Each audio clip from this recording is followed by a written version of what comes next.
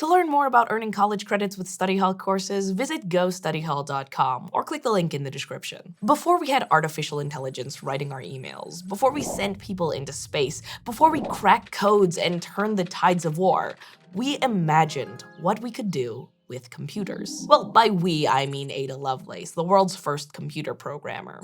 In the 1840s, based only on drawings, she created what we consider the world's first computer program, which is basically just the instructions we give computers that let them do pretty much everything that they can do. Ada was the first to tap into this potential, and she opened an incredible door.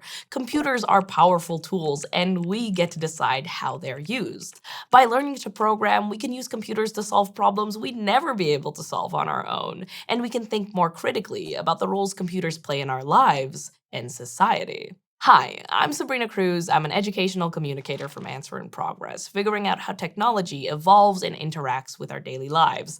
The good, the bad, and the chaotic. I'm also a small business owner, animator, and person with math anxiety, all things that might not seem relevant until you realize how computer programming can be a powerful tool in any part of life. I write programs to analyze business performance, make graphics move, and even create a website to practice my basic math skills and use exposure therapy to stop being so scared of math. Computer programming is an important tool in my life, and it can be one in yours too, but getting started can be a lot like learning a new language. So together, we'll basically start with how to say, "Hello, world."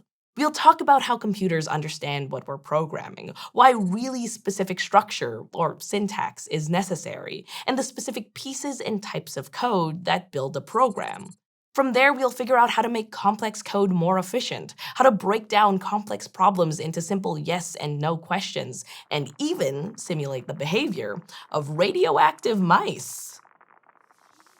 What we'll learn together can be applied to any programming language, but we'll work through examples in Java, which is one of the most popular and prevalent programming languages out there. Everyone can program, so I hope you'll join me in this course, and together, we can make Ada proud.